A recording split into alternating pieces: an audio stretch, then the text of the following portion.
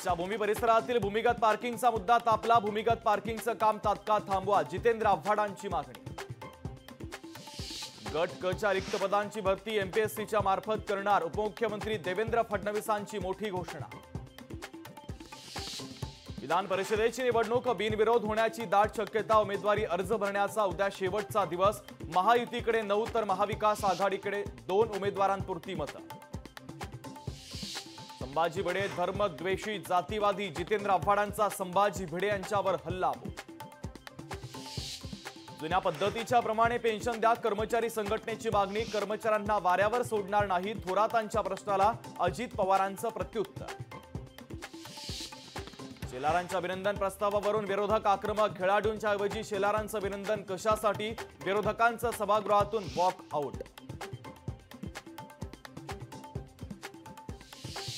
3 जुलैपासून बेमुदत संपावर, संपाचा रुग्णसेवेवर होणार परिणाम। रिक्त पद सरळ सेवेनं भरण्यासह अनेक मागण्यांसाठी संपाची हाक।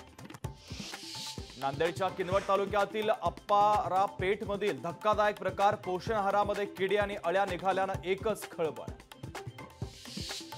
1 जुलै ते 30 सप्टेंबर नवेगाव नागझिरात जंगल सफारी बंद। पावसाला सुरुवात झाली असून पर्यटकांच्या सुरक्षेच्या दृष्टीनं व्याघ्र प्रकल्पाच्या व्यवस्थापकांचा आदेश। कोल्हापूर जिल्ह्यामध्ये पावसाचा जोर कायम। पंचगंगा नदीची पाणी पातळी 17 फूट 10 इंचावर, तर जिल्ह्यातील 7 बंधारे पाण्याखाली असल्यानं वाहतुकीला फटका।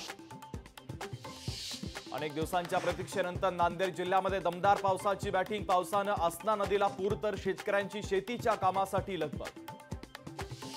वाशिम जिल्ह्यामध्ये पुढील 4 दिवस दमदार पावसाची शक्यता। विदर्भात उत्तर भारतात मुसळधार पाऊस। पावसामुळे राजधानी दिल्लीमध्ये मोठ्या प्रमाणात पाणी साचलं, तर अयोध्येमध्ये मोठ्या प्रमाणात रस्त्यांवर खड्डेच खड्डे।